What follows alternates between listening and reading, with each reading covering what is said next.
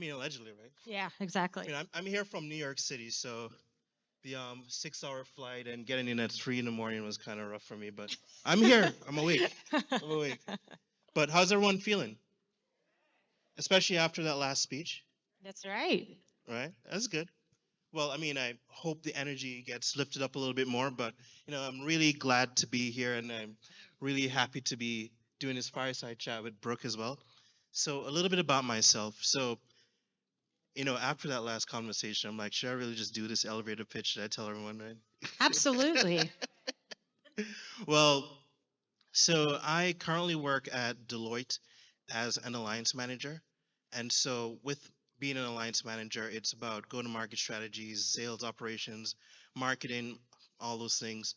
But beyond the private sector day job, um, I, I'm involved with several nonprofits and international affairs. I started my career working within the United Nations space. So, I'm pretty plugged in over there. It's fun, it's cool. And right now I live in New York City, and I look forward to getting to know each and every one of you at a networking session. So, thank you. And where are you from originally? Oh, yeah. So, I'm Your originally from, accent? so I'm originally from Jamaica. I'm originally from Kingston, Jamaica. I moved to the States 16 years ago, lived in New York, upstate New York, went to college there, my master's at Cornell and everything. And in New York City, lived in DC, and everyone in New York City has an accent, Okay, so I guess I'll introduce myself now. Hmm. I'm Brooke Shafer. I'm the CEO of a company called CMI in Atlanta, Georgia. We do marketing research and data analytics. So I know there were some data questions earlier. I also answer some data questions too. Um, Prior to being at CMI, I was at AT&T and DirecTV, and so have a lot of experience in over the top. I ran the wireless customer base of 63 million wireless customers, and before that, I started the go-to-market strategy team for both DirecTV and for AT&T. So. All right. So you see who I'm being paired with, right? So to kickstart, I'll be serving a little bit as the moderator, but I seek for this conversation to be organic. It'll be a little conversational style. And hopefully, if any of you have any questions, feel free to raise your hands and jump in. We want this to be engaging, fun. I mean, you all are in Vegas, right? So that's some fun. Let's not wait till the end for questions. Absolutely. So, Brooke, can you please provide a brief overview of OTT services and how they've evolved over the past years? Sure. Okay. So OTT stands for over the top. That is video, but there's actually two types. So there's SVOD, which is your subscription based on demand. And then there's OTT. For the purposes of today, we're just going to combine them and just talk OTT. OTT is just internet video. So it circumvents cable, it circumvents satellite, or all your traditional. The main way to think about what OTT is it doesn't have hardware. So you don't have an installer coming into your house and setting up anything. You can just use your smart TV to set it up, which as an industry really takes down the cost of entry because you don't have any of the setup costs. You start recouping your costs immediately, whereas for traditional video, cable, or like DirecTV for satellite, it took probably a year to 2 years to recoup costs because you had an installer that came in, you had hardware that you had to install into a house, you had to drill holes, etc. Right? We just had the same thing for internet in our house, and you got to have somebody come into your house and install the whole thing. That does not happen. But the other thing is because there's no cost to entry, there's also no cost to exit. So there's no termination fees. And while you have a subscription, you can leave at any time. So the dynamic in the marketplace is incredibly different. So, based on that description, so Netflix, Disney Plus, all those are examples of OTT, right? Okay, so Netflix technically is an example of an SVOD, but we can talk about it as an OTT here because it doesn't have any live streaming. And that's actually really important when you think about it from an advertiser standpoint and also from the FCC standpoint of putting ratings on shows and what that actually means for all of your content that you're putting out. However, they have figured out a way to advertise, so we're probably going to talk about that at some point. But yes, Netflix, Hulu, Disney Plus, Amazon, DirecTV, Fios, they all have OTT services and SVOD services.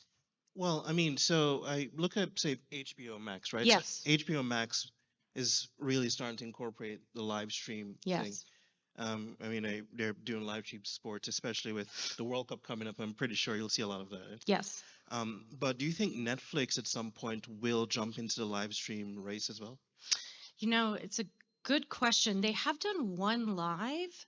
Um, I don't know for Netflix how much they'll eventually go into it because actually doing live is very complicated, putting it out, because now you start getting into the realm of, from a legal standpoint, you start getting into the realm of where the FCC falls in and what the guidance is for that. So Netflix is doing very well as it is, and I'm not sure they would probably take on the headache of trying to accomplish that. But they might, because it is becoming a saturated market, and they're going to have to start to find new ways to grow within the market that they have right now and continuing to keep their audience. And how can basic cable adapt to all of this?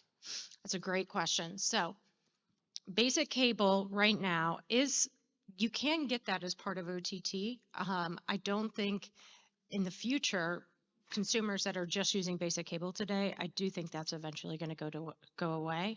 There are certain services that you can get basic cable right now for free, but very few people do that. I don't think that that's going to necessarily be a long-term play because you still have to have hardware for that. Yeah, I hear you. Because I mean, the last time I watched basic cable, if I'm being completely honest, was when I checked into this hotel, and TNT was up. But I mean, now I feel like my video streaming services revolve around Netflix, which my family, my mom and Yep. sisters use, and HBO and all these things, right? Yep. But you know, with the evolution of OTT, it seems almost like a lot of these streaming services are starting to kind of become cable, Yes. trying to almost replace it. What are your thoughts on that? Well, in a lot of ways, it is the same thing. It's the mechanism at which you're getting the content that is different. So let's just take DirecTV, for example. So DirecTV has a satellite service. They took that exact same service and they put it for OTT, which at the time they called DirecTV Now. It's now changed to DirecTV Stream. And then YouTube now has a service very similar to that that's called YouTube TV. That is essentially the same thing. You get all the same packages. You can buy your packages the same way. They go to advertisers the same way. They have pods. They target both local and national for their ads. So it is the same in that regard. And a lot of times when they're purchasing something like that, the content that's king in something like that is going to be sports and live TV. I heard a couple people mention news and sports earlier. That is why people continue to purchase over the top, and even when you look at the ARPU numbers of customers, so an ARPU, for those that are not familiar with that term in the industry, is the average revenue per user. So the ARPU for an over-the-top stream platform is much higher. It's almost 4 times higher than an SVOD like Netflix. So a Netflix type service has to get a lot more subscribers. So their scale and their reach has to be a lot broader. It's one of the reasons why for Netflix everything's global, because they really can't create content and push it out global and push it out just to the United States and make the money that they need to make. They have to do it on a global scale. Whereas an over the top, like a DirecTV stream or a YouTube TV that has sports content, that has advertising pods still, they can, and they have integrations, right? Like for news and things, they still can have very high ARPU. That's 4 times. That makes a lot of sense, right? But in an interesting twist, you mentioned live TV, makes me think about cable, right? And Yep. sports and everything. Yep. But what about reality TV shows? Yeah, that's a really good question. So reality TV can fall into both buckets. So you can have reality TV that's pushed out on a service like Amazon Prime or on Netflix. And in those cases, a lot of times we're starting to see them play around with doing one a week for the releases. And I'm sure for those that watch those kind of shows and it comes out once a week, it can be slightly annoying because you watch one and you're like, but I need the next one right now. Why do I have to wait a week? One of the reasons why they do that on those platforms is because they're trying to keep you on the platform. Remember, there's no early termination fee. And the game of this is to have as many users as possible for as long as possible. And the audience is really important to keep engaged. So reality TV is one of those that it's for a very broad audience. You can have the elusive Gen Z that likes reality TV. Across any generations, really. And so reality TV is one of those that they like to push, and they like to push on a weekly basis too. All right. So before switching gears a little bit, talking about the technology, do we have any questions from the audience? Anyone? Go for it. Some of the things that you're seeing on interactive OTT platforms where you can actually click to purchase e-commerce features built into the actual content. Like to click. If you see a Turkish robe on this spa commercial, can you click on it and buy it? And also the role of wearables and Google Glass, being able to put on that lens, pick whatever API you want to see whatever pop-up, like MTV pop-up video back in the day, had all this cool stuff. Imagine if you could design your own API feed for watching content. Like, where is that going? Where you can actually make it transactional. Yeah, it's a good question. For those that didn't hear, the question was twofold, but one, I'll start with the first one, which is like the VR or the content that you can be more immersive with. So there's been a lot of questions in the industry about what is the role of VR. Um, I think as an industry, there was an expectation that it was going to really take off. And there was, you would see at all of these tech events for years, but it really didn't. And I think one of the reasons, there's a lot of different theories of why it really hasn't taken off, but my personal take of why I think it hasn't taken off is because OTT content has made content consumption so ubiquitous. So for example, like I'm binging a show on Netflix right now. And I downloaded the last 4 episodes and I watched them on the plane on my phone on the way here. And I finished it and it felt great. I know the ending now. But it's not like I'm going to go put on glasses on a plane and go finish that on the plane. I would look crazy. So VR is in such a specific circumstance that it almost takes us back to cable where you're tied to something. You have to be in your house at a specific event, and you're not really able to do it with anybody else and consume that content.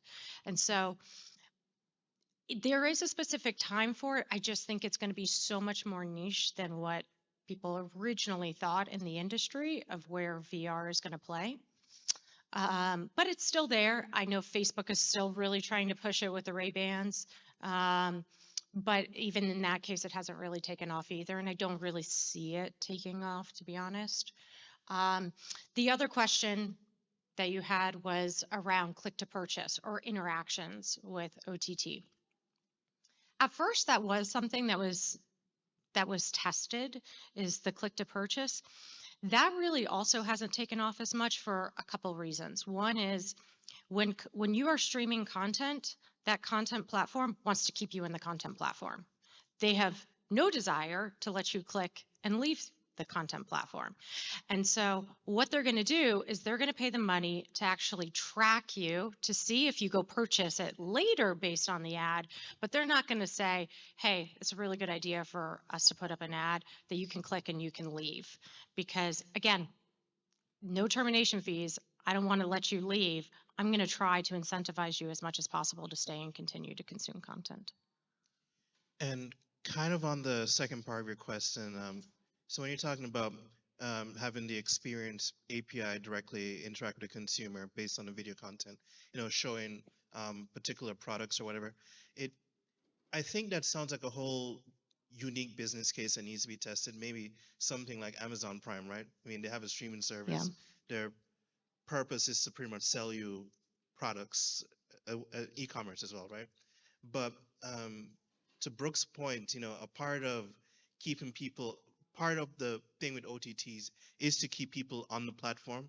So having them go to an external site, that might be not so good for them. I mean, especially since if we could all be honest, a lot of people have short attention spans. I know if I I will have like seven different windows open and I'm watching something and I click something, Yeah. I'll get distracted and X, Y, and Z. But if a company like say Amazon does it, maybe that's a business case that would be tested. You also made me think of this Netflix show called Black Mirror. Hmm. Black Mirror Bandersnatch, that particular one, that movie, where it was entirely interactive, which was so interesting, right? You had the movie, you went up and down and clicked the choices on what the character is supposed to do or whatever it may be. A Black Mirror Bandersnatch. So maybe that could be a future hypothesis, a future thing that could be tested. But that just came to mind based on of your question. Yeah, and I guess one other point that I'll mention on the call to actions, the clicks, and trying to drive them outside of the content. You do see that on other video consumable platforms outside of OTT. So, YouTube, for example, not YouTube TV, not the over the top streaming platform, but just regular YouTube. You will see that because, again, it's not a subscription based platform. So, your audience that's there to actually monetize that is a different strategy of how to monetize that audience. So they are going to do pre-roll. They are going to let you click and do a conversion there because that is how they are getting paid more so than on an OTT platform. And I mean, this actually also dovetails into the next question I was going to bring up about the technologies utilized in OTT. Yeah.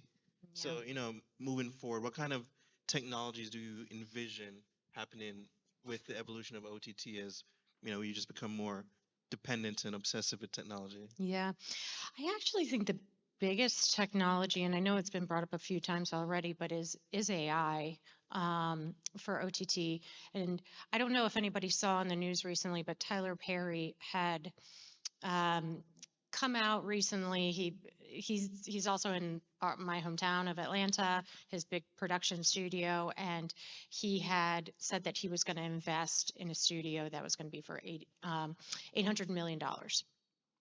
And recently he said he put the entire thing on pause because he thinks there's no longer a need for an $800 million studio because AI is going to take away the need to do those very big type of studio shots because AI can actually it's so quickly evolving that you can now create a very great background, cinematic background, and then your actor can actually see it and then go act the scene and it can get dropped into it.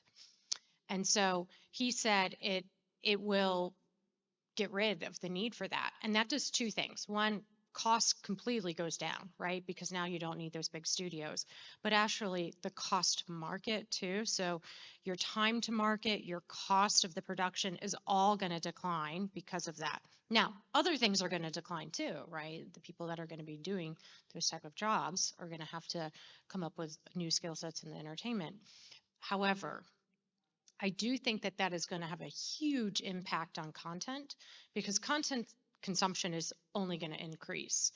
Um, and as it's just a subscription based service, keeping you engaged all the time, keeping you fed with new content that you like on a regular basis is so important. I mean, that's the name of the game. And so for them to be able to say that they might be able to circumvent some of that and come to market quicker in less money, the cost of the content is going to be less, and the time to do it is going to be less. So now I can produce more. It's going to be huge. And as costs of these services continues to rise, I think that's going to be one of the ways that they might start to dampen that. So, kind of on that Gen AI thought process, Uh-huh.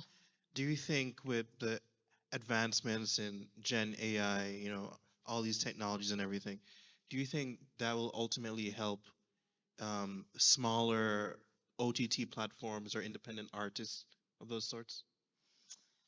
Um, I think eventually. So I think right now we're seeing that the market is still in its disruptive phase. So if you go to other industries that have gone through similar type of things, I'll look at telecom, for example. So in telecom, you see that it went through a lot of different phases, and you saw that there are a lot of providers, and then it went to the rule of three, where you have to have three. I do think that's probably going to happen in OTT as well, is that right now you're in the disruptive phase, but you're starting to already see that they need consolidation to just survive, because they have to negotiate. They have to have the power to negotiate for content. They have to be able to publish the content on different streaming platforms. And so I think whether it's three or if it's something else, I do think there's going to be consolidation down. So the smaller ones, I, I think will eventually probably go with the larger ones. And how big is the OTT market? Just for, Yeah, just for a conversational sense, because I mean, I don't even know that, to be honest. Yeah. yeah. So, all right. So the OTT market is growing at, I believe it's about a 5.5% CAGR each year for till 2029, if I remember that stat correctly. And the market in the US is fully saturated right now. So everybody has at least one OTT platform. And part of the issue is, from a market share standpoint, everybody has multiples. You're stacking them right now. Um, Globally, that's where it gets a little tricky, because everybody has, there's some of these providers are just in the United States, some are global, like Netflix is global.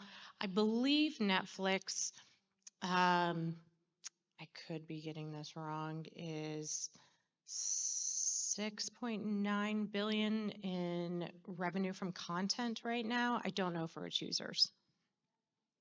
I mean, that's a lot, right? Yeah. And I mean, on top of just purely internet statistical base, I saw the statistic that in 2022, 82% of the usage on the internet has just been video streaming, Yeah. right? Yeah. So, That's true. Yeah. So out of all content consumption, video consumption is the number one on a daily basis. And then that's quickly followed by um, social media and podcasts. Hmm. oh, yep.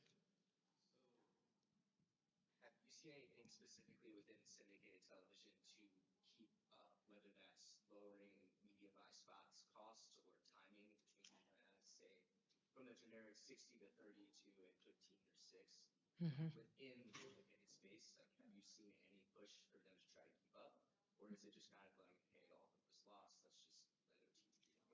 That's a really good question. So his question was about the pods, and are they going to stay in the current format for the pods, of it being the 60-second pods? Are we going to move more to the 15-second pods? How is this going to work? So there are 15 seconds today. I will say this is the push and pull with advertisers and platforms. So the advertisers themselves are really struggling to make the change. Like they want the 30-second spots, and they really want things to stay traditional, because that's the tried and true thing. I mean, if you talk to a CMO, they want to showcase their 30-second spot. They might even want a minute spot, and they want the storyboard, and they want to see it all, and and they know how they're going to go copy test that and track that, et cetera. And so for them, changing this is going to be really tough. And they're the ones paying. And so I don't see that changing anytime soon, because while content is king, I also think the pod structure is a big way that they're getting paid and in OTT. Now, does it work still? No, but I think they're going to still continue to do it for a while. I will say though, there is a push to start to do a lot more brand integrations. We're already starting to see that with Netflix. It's starting to come with Amazon Prime content too, where they're starting to do brand integrations, but that gets tricky.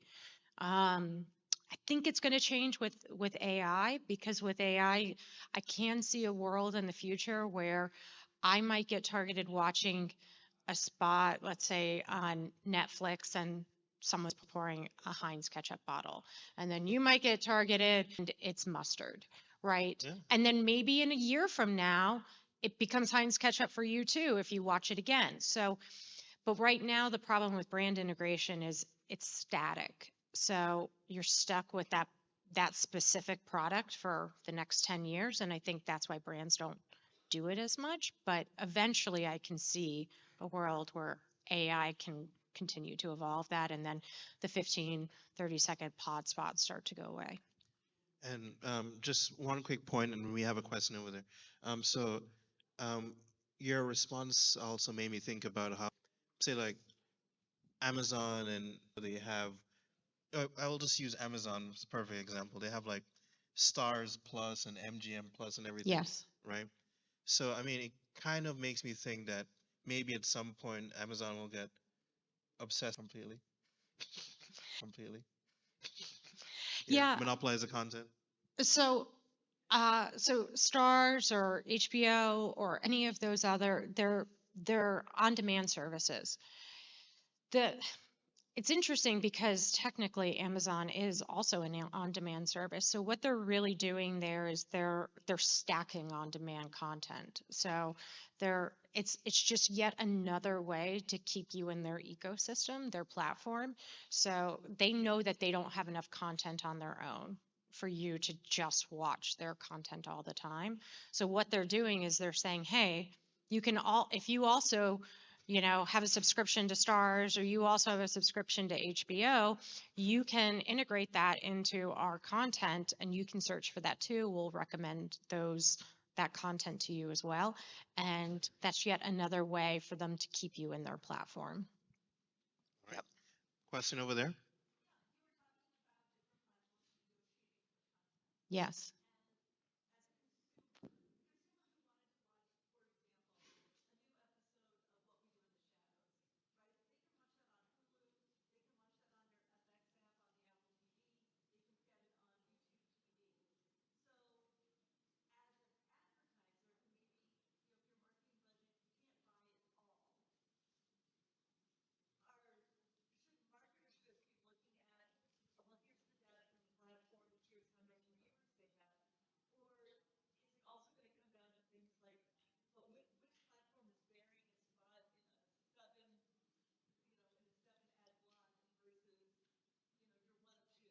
Yeah.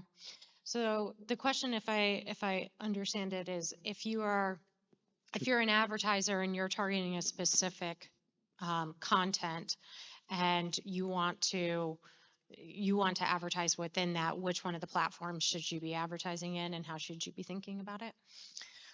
Well, there's a couple things there. One is, if you're the advertiser, first you need to start with getting what your audience is that you're going to go target for it, and how engaged that platform is. Not all platforms are created equal for engagement.